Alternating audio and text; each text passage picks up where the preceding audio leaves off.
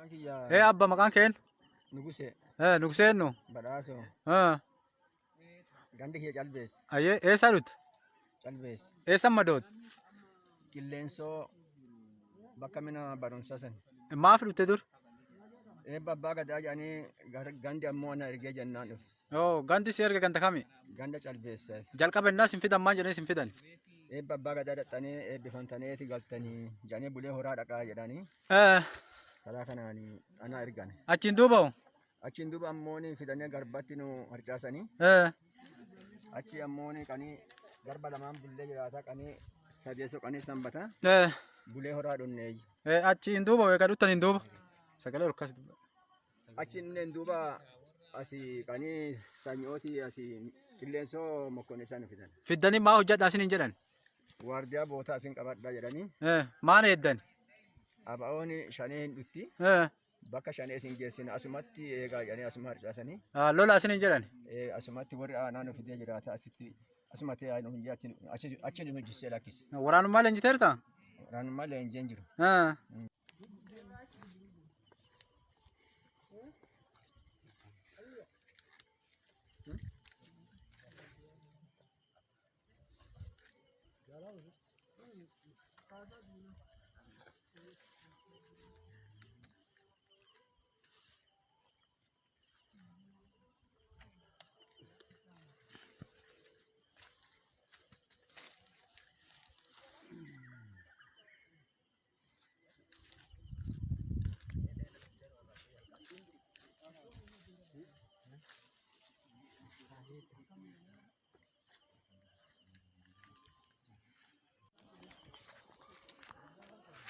Akkam isin?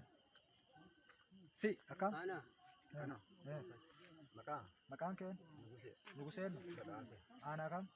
Aanaa galaanaati. Aanaa galaanaa. Ganda hoo? Gandi calbeessa. Calbees. Calbees shoroot. Godina kam? Godina bulee horaati. Gujii lixaati? Gujii lixaati. Ayyee. Amma bakka tiiftu kun eessa? Kuni garuu dhufee hin beeku. Asii qilleensoo na fidanii kaleen gedda buusanii malee. Aanaa bulee horaa ganda qilleensoo jirtaa jechuudha. Nugusee badhaasoo. Badhaasoo. Hojiin kee maal? Hojii uumatamu. Hojiin kee maal kadhutteef? Hojiin adda duree jedhanii gandaan na fidanii jiraataa jiru. Milishaa gandaati? Qara milishaa ture milishaa. Amma hoo? Amma buusaniirani garuu. Uummata nagaa nama milishaan ta'in adda duree jedhanii. Tuqaasa beektaa mataa qawwee beektaa. Akkas jedhanii. Kanaafuu aba'oo duuluu qaddadhanii si fidan. Si fida. Nam si fida. Bulchoota gandaatitti na ergee jennaan namni na fidee garuu milishaa kumaan sirriitti na wajjin bakka kana bulchaa bu'ee. Aanaan akka gandi isin dhiyeessu goonaan dhuftan jechuudha. Ati obbo eenyu maqaan kee? Elemaa Girjaa. Elemaa Girjaa. Aanaa kam? Aanaa Tooro. Toore Galaan. Galaan. Ganda hoo? Gandi Barritti. Barritti. Lola keessa qabamte. Hojiin kee maal? Hojiillee hin qabu.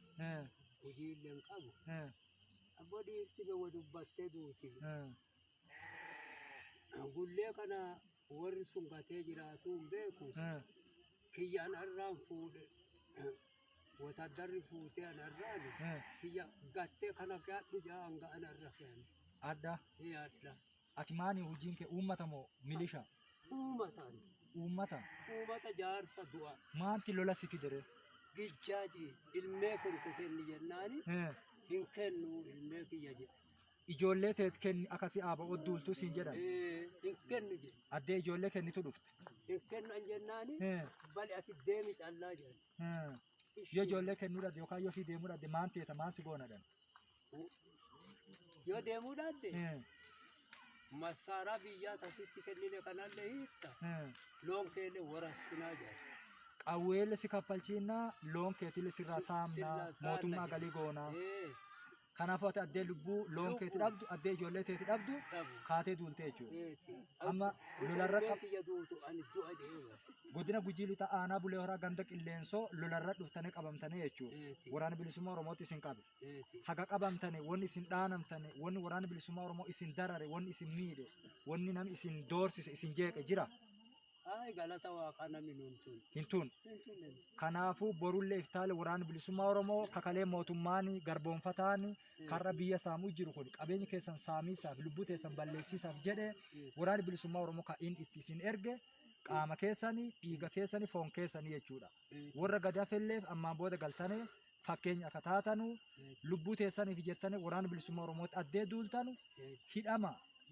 Yookaan ajjeefama mootummaa isin ajjeesuuti seenaa qadan uummata Oromoo biratti garuu gaafa waraana bilisummaa Oromoo qaama keessatti duultan qaama biyya sabaaf lammii ofiiti falmatu gaafa duultane uummata Oromoo miidhiisa irratti gaafa duutane seenaan qabdan jechuudha. Kanaafuu warra gadaafellee akka fakkeenya gaarii taatan isintiinna maqaa waraana bilisummaa Oromoo woboo zoonii kibbaa konyaa gujii lixaatiin baay'ee isin galateeffanna galatooma ammaan booda ittiin deebina. Galatooma. Duruu odoo isin namni kun lafa fudhatee nuti feena ani fedha antas akka bijaaji birri baasaan gubataa hidhaa taphatanu irra